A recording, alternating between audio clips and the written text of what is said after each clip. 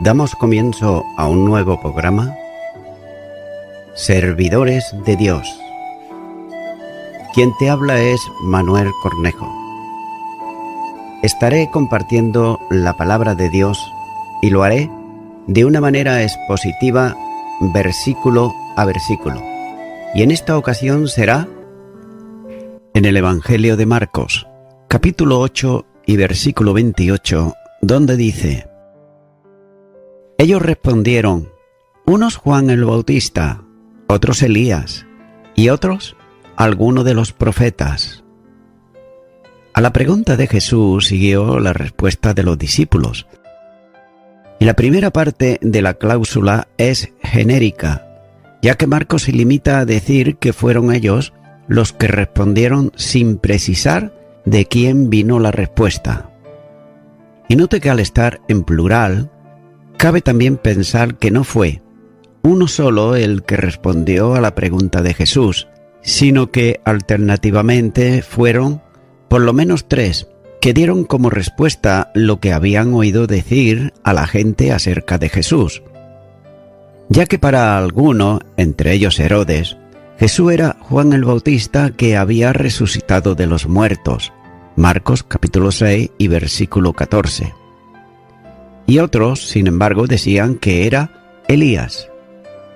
Posiblemente, estos serían de los que creían que era el profeta que la Escritura anunciaba que vendría antes de la llegada del Mesías, por los milagros que hacía. Y también otro sector de la sociedad no se atrevía a identificarlo con alguien en concreto y se limitaba a decir que el que sería uno de los profetas.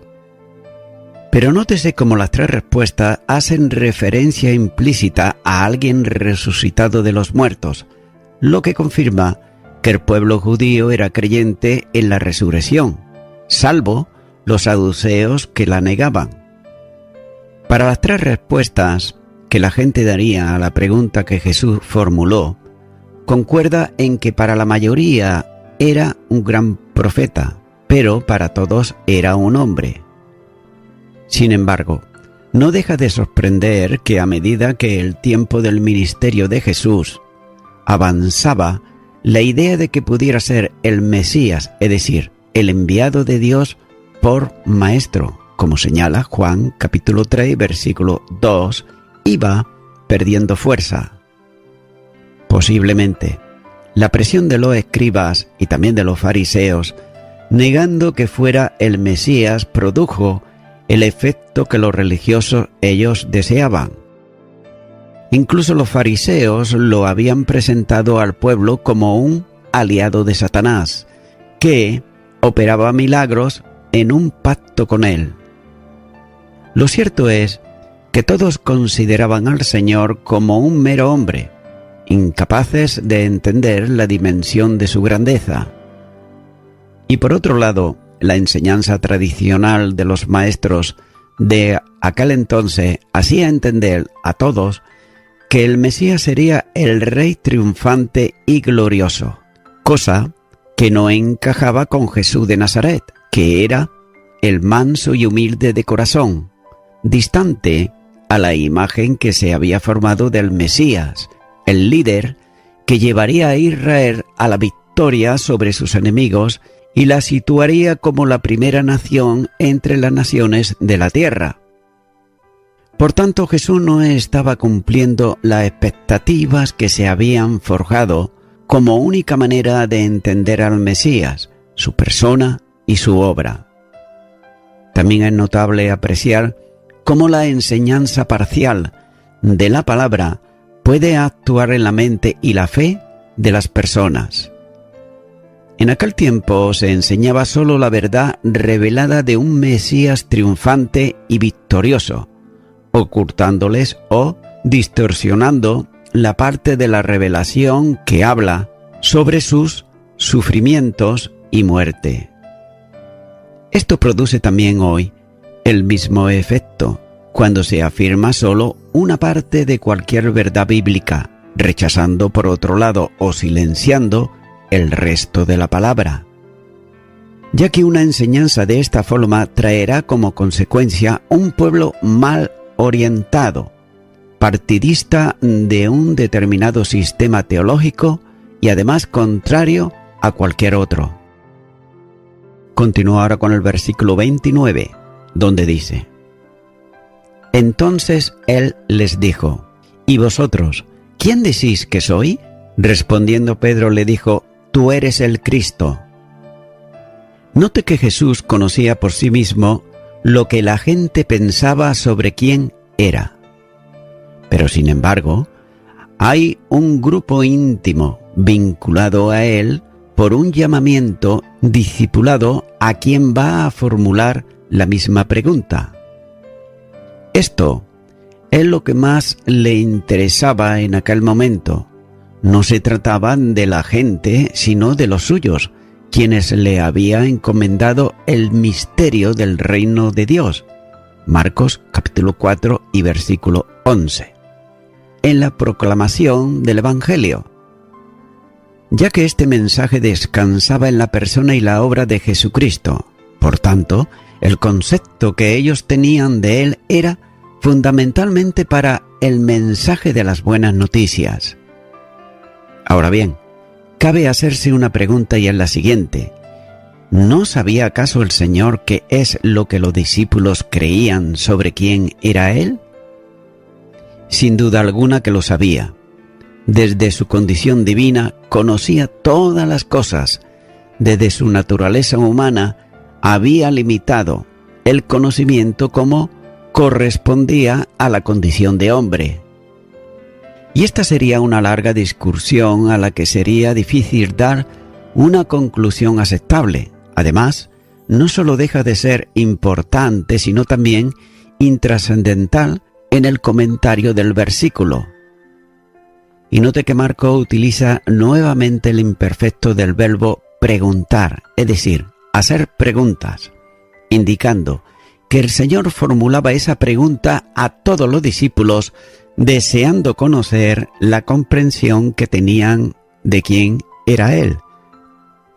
Con el verbo hablar, decir, la pregunta expresa el deseo de una manifestación personal, ya que el verbo tiene la peculiaridad de que lleva aparejado el asentamiento íntimo a lo que se dice.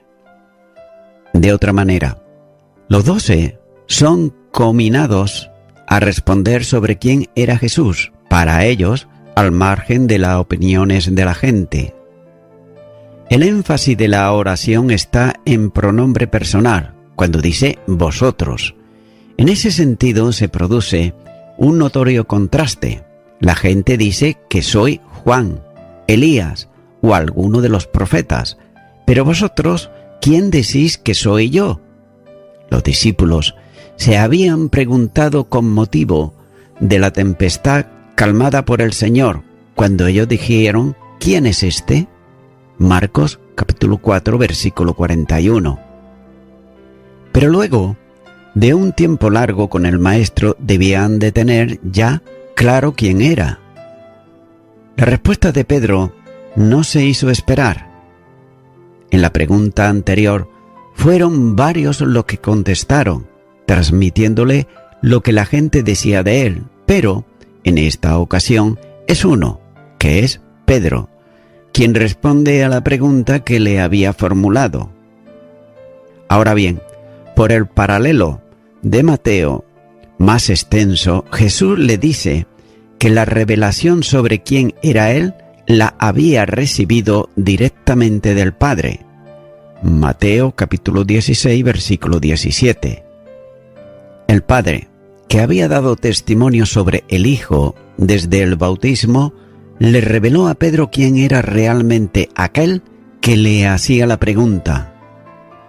El uso del participio auristo del verbo responder expresa la idea de una respuesta concreta a una pregunta también concreta, es decir, Jesús preguntó sobre algo concreto y recibió una respuesta concreta a la pregunta. Marcos, por otro lado, como se dice antes, traslada la respuesta abreviada al texto completo que aparece en Mateo capítulo 16 y los versículos 17 al 19.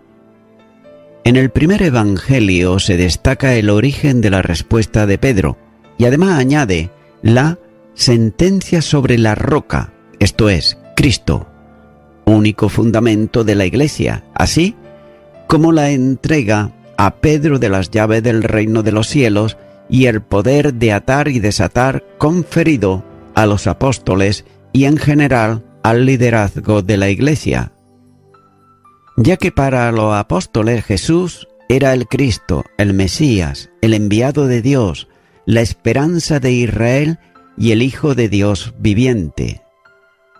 Las evidencias mesiánicas en todos los milagros realizados le había llegado a la comprensión que estaban en la presencia de Dios entre los hombres, es decir, Emmanuel profetizado. En el Antiguo Testamento, en Isaías capítulo 7 y versículo 14 dice: Por tanto, el Señor mismo dará señal, he aquí, que la Virgen concebirá y dará a luz un hijo y llamará su nombre Emmanuel. Y en el Nuevo Testamento, Mateo capítulo 1 y versículo 23 dice: He aquí, una virgen concebirá y dará a luz un hijo y llamará su nombre Emmanuel. Por tanto, Jesús era el ungido de Dios, enviado al mundo con una misión salvadora y restauradora. Es muy enfático el uso del pronombre personal tú, que identifica plenamente el título dado a la persona a quien se le respondía, ya que nadie más que Jesús era y podía ser el Mesías. Por tanto, la confesión de Pedro tiene que ver con la mesianidad de Jesucristo, cuando dice, tú eres el Cristo. El título establece la relación de Jesús con la persona de Dios y la esperanza del pueblo. Note que Dios había hecho promesas de redención a los padres de la nación y ahora cumplía aquella promesa enviando a su Hijo, que viene en condición de siervo, para cumplir la misión de salvación que le había sido encomendada, no solo para Israel, sino también para todos los hombres. En Jesús, y por él, Dios había levantado de la descendencia de David al que era el Salvador, dado a Israel, y en el que se cumplían las promesas, habiendo hecho la obra de redención y resucitándolo de los muertos. Hechos de los Apóstoles, capítulo 13 y los versículos 23 y 32. Nótese también que la gran novedad del cristianismo es que el título Cristo quedaría vinculado a Jesús, el nombre humano del Redentor, como un título nominal y personal. De ahí que la misma teología recibe como título de la parte que estudia la persona y obra del Señor, Cristología. El título tiene una enorme importancia hasta el punto de que los discípulos seguidores de Jesús se les denomina ya en la historia cristianos, porque proclaman a Cristo, creen en Cristo y viven a Cristo. Y a la expresión de vida comunitaria entre los cristianos se le llama cristianismo. Cuando Pedro declara que Jesús es el Cristo, está diciendo que para los 12 es el Mesías, largamente esperado, quien fue anunciado como el mediador dispuesto por el Padre, ungido por el Espíritu y determinado para ser el profeta de su pueblo. Nótese estos 3 versículos que voy a dar que son claves. Por ejemplo, Deuteronomios, capítulo 18 y versículo 15 dice: Profeta de en medio de ti, de tus hermanos, como yo, te levantaré. Jehová, tu Dios, a él oiréis. Y también Isaías, capítulo 55 y versículo 4 dice: He aquí, que yo lo di por testigo a los pueblos, por jefe y por maestro a las naciones. Él es el único y sumo sacerdote. Salmo 110 versículo 4 dice: juró Jehová y no se arrepentirá, tú eres sacerdote para siempre. También es el Rey esperado y determinado para el reino eterno de Dios. Salmo 2 y versículo 6 dice: Pero yo he puesto mi Rey sobre Sión, mi santo monte. Así pues, el título Cristo es de una enorme dimensión, especialmente en el contenido soteriológico como misión redentora del Mesías. No es viable, en un comentario al texto bíblico y a la respuesta de Pedro, entenderse en el significado y contenido de este título, pero sin embargo, requiere hacer un breve apunte en este sentido, ya que el título traslada la orientación desde el más extensamente usado del Hijo del Hombre, con el que Jesús mostró una notable identificación por el uso que le dio, ya que está expresando la fe y la profesión cristiana. Esta confesión de Pedro, que sin duda es el sentido comprensivo de los 12, va a ser interpretada pascualmente por Jesús, conduciéndola a la obra redentora del Cristo de Dios en su muerte de cruz, de manera que el crucificado Jesús, en su naturaleza humana, es el Cristo, en el que se cumplen las profecías y la ejecución de las promesas. Este título, trasladado fuera del ámbito reducido, aceptado por Israel en el tiempo del Señor como esperanza, puesta en la concreción de un reino literal, en el que la nación sería bendecida por Dios y honrada por todas las demás naciones, en una plena experiencia de liberación de todos los enemigos, pasa a la realidad íntima de la fe cristiana, abierta a la renovación no de un sistema de gobierno sobre la tierra, aunque sea divino, sino al cambio total de quien crea por una regeneración de lo humano, hecho por el poder del Espíritu Santo de Dios. De manera que el nombre de Cristo tiene necesariamente que ser interpretado no desde la perspectiva de una esperanza nacional para un pueblo, el judío, sino de la propia situación del cristiano como una esperanza personal de vida. Colosenses capítulo 1 y versículo 27 dice: a quienes Dios quiso dar a conocer las riquezas de la gloria de este misterio entre los gentiles, que es Cristo en vosotros, la esperanza de gloria. Y el traslado no a un reino temporal, sino al eterno reino del Hijo de Dios. Colosenses capítulo 1 y versículo 13 dice: el cual nos ha librado de la potestad de las tinieblas y trasladado al reino de su amado Hijo.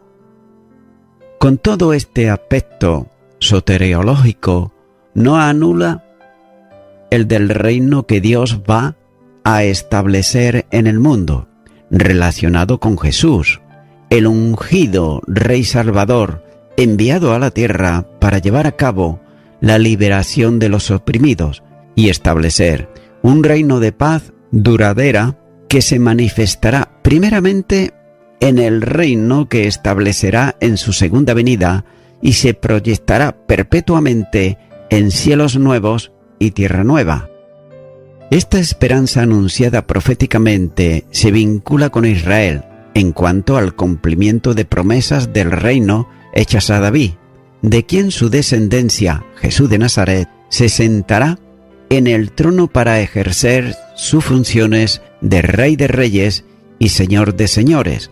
Por esa razón, a Israel se le llama el pueblo de la promesa. Esta esperanza mesiánica está vinculada al pacto davídico. El Mesías sería el ungido de Dios, de su descendencia y dinastía.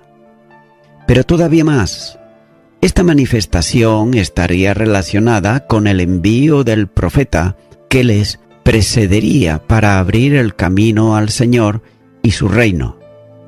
Desde la concesión teológica israelita, el Cristo, enviado de Dios, el Mesías prometido, sería un triunfador.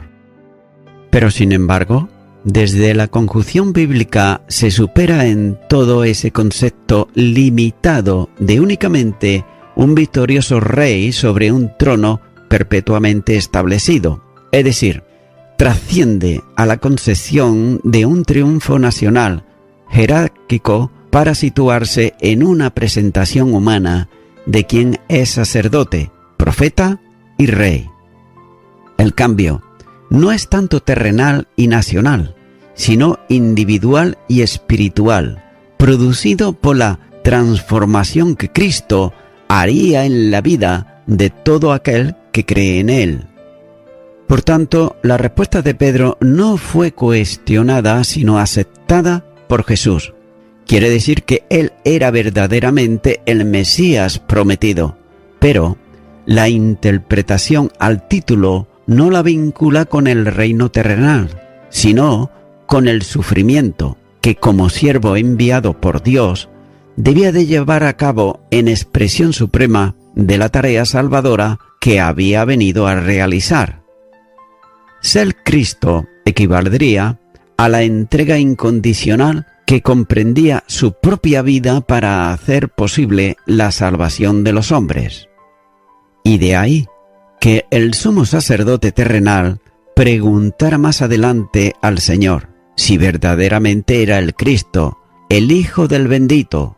Marcos capítulo 14 y los versículos 61 al 62, recibiendo la respuesta afirmativa y presentándose nuevamente como el Hijo del Hombre, dando a entender que ser el Mesías no era alzarse en armas contra Roma, sino anunciar, preparar la llegada de un reino cuyo orden estará por encima de cualquier situación humana, política o religiosa. De la misma manera, el sentido Mesías, Rey, es también motivo de interés por parte de representantes del Imperio Romano. Pilatos, que preguntaría a Jesús si él era el rey de los judíos. Marcos capítulo 15, versículo 2, para recibir también una respuesta definitiva, pero cuyo cometido no consistía en luchar en contra del poder establecido para implantar su reino, porque el reino del cual él es rey no es de este mundo. Y más adelante, la resurrección de Jesús suscitará un verdadero entusiasmo mesiánico en los mismos apóstoles, que le preguntarían si iba a restaurar el reino a Israel en aquellos días. Hechos de los Apóstoles, capítulo 1 y versículo 6. Sin embargo, la respuesta de entonces era también la misma que había dado al sistema religioso y a los políticos. Su misión, más allá de restaurar el reino a Israel, era instaurar el reino de los cielos en la dimensión de la vida de los creyentes y en la expresión de la Iglesia. Su misión era por tanto salvadora, es decir, habiendo ofrecido su vida por el pecado del mundo, llama ahora a la fe en Él para perdón de pecados y vida eterna. Juan capítulo 3 y los versículos 14 al 17. La confesión de Pedro sigue a la confesión de los hombres. Estos mantendrían como vivo el recuerdo de los antiguos hombres que habían antecedido a Jesús, los profetas, el Bautista, todos entroncados con lo que llamaban la esperanza de Israel. Pero sin embargo, note que Pedro cambia el rumbo confesando que no era ninguno del antiguo orden, sino el Cristo, el Mesías enviado. Los antiguos estaban a punto de cesar definitivamente para iniciar un nuevo orden, ya que la ley y su entorno iba a dar paso a una nueva expresión de la gracia manifestada en la cruz, de modo que la interpretación de ese título. Es por eso que el Cristo debe de hacerse necesariamente a la sombra de la cruz, o tal vez mejor, a la sombra de ella. Al testificar que Jesús es el Cristo, está anunciando el futuro del crucificado que el mismo Cristo revelará a ellos en palabras concretas y se ejecutará un poco más adelante en el tiempo histórico establecido y determinado soberanamente por Dios en el plan de redención. Gálatas capítulo 4 y versículo 4. Al hacer profesión de la fe afirmando que Jesús es el Cristo, se sustancian los dos elementos fundamentales del ministerio de salvación, ya que por un lado la obra de salvación en sí misma, que sería realizada por Él, y por otro lado la esperanza futura de un reino que Él establecerá en el nombre de Dios en la tierra con proyección perpetua o eterna. Lucas capítulo 1 y versículo 33. Note que el gozo cristiano surge del disfrute del traslado que Dios hace de quien cree en Cristo, libertándolo de la situación esclavizante del pecado en las tinieblas y trasladándole no en el futuro, sino del presente, que parte del instante de la fe en Jesús al reino del Hijo amado. Colosenses capítulo 1 y versículo 13. Esta proyección de salvación escatológica es la única con el Mesías. Hace que las tribulaciones de los cristianos en la presente historia de cada una de sus vidas sean superadas por la solidez de la esperanzada de un eterno peso de gloria que tapa la experiencia muchas veces difícil, cambiando la orientación hacia la dimensión celestial, propia por otro lado, de una vida que está escondida con Cristo en Dios. Segunda de Corintios capítulo 4 y los versículos 17 y 18. En medio de las lágrimas propias de quien transita por el valle de lágrimas, el gozo se manifiesta para el creyente porque él sabe que Cristo tiene el nombre de autoridad suprema como Señor absoluto en todo el alcance cósmico de la palabra. Filipenses capítulo 2 y los versículos 9 al 11. El Mesías, que es también el Cordero inmolado, tiene el poder, la riqueza, la sabiduría, la fortaleza, el honor, la gloria y la alabanza. Apocalipsis capítulo 5 y versículo 12. Además, sabe también que Dios secará toda lágrima de los ojos de ellos. Apocalipsis capítulo 21 y versículo 4. También es necesario remarcar que el título de la confesión de Pedro debe entenderse en lenguaje soteriológico como la interpreta el mismo Señor. Si había sido enviado como el Mesías, supone una preexistencia eterna, en unidad con el que le envía, es decir, el Padre. Esta preexistencia no es una teoría metafísica proyectada desde afuera, sino la condición para hacer posible la eficacia de la redención del mundo, por ser Dios quien se ofrece a sí mismo en su naturaleza humana para ser el sustituto de los hombres en la cruz. Por tanto, la proyección soteriológica de la aparición del Mesías en el mundo de los hombres está plenamente revelada en las Escrituras. Las formulaciones bíblicas del envío del Mesías, el Hijo de Dios, van siempre acompañadas de una preposición griega que indica un propósito. Y baste, por ejemplo, una muestra de esto, cuando dice: cuando vino el cumplimiento del tiempo, Dios envió a su Hijo para que redimiera. Gálatas capítulo 4 y los versículos 4 y 5.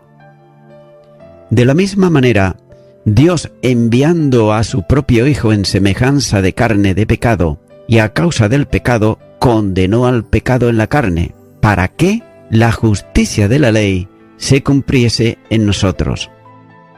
Romanos capítulo 8 versículos 3 y 4.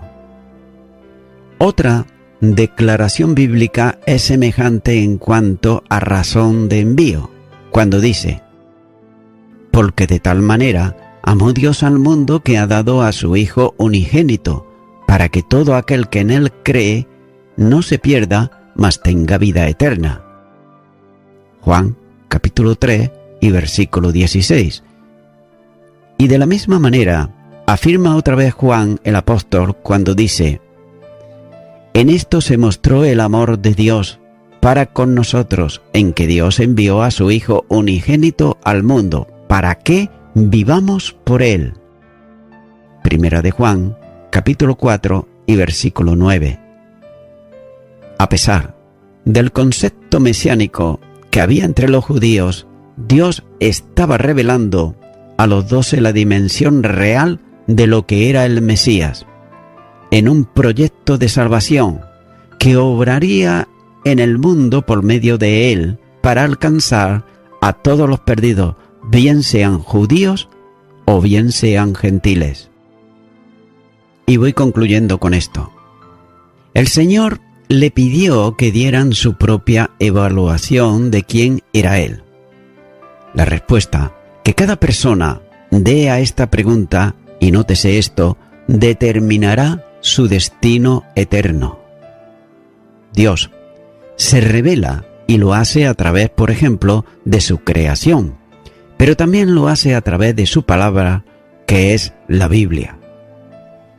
Amigo y amiga oyente, quizás tú te haya hecho esta pregunta, pero yo la hago ahora.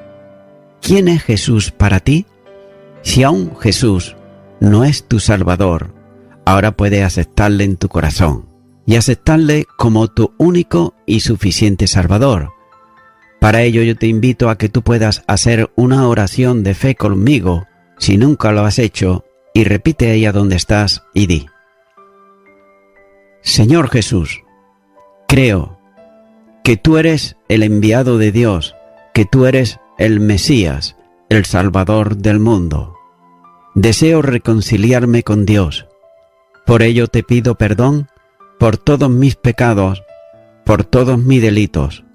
Me arrepiento de ellos y te recibo en mi corazón, a ti, Jesucristo, el Hijo de Dios, el Salvador del mundo, como mi único Salvador. En el nombre de Jesús. Amén.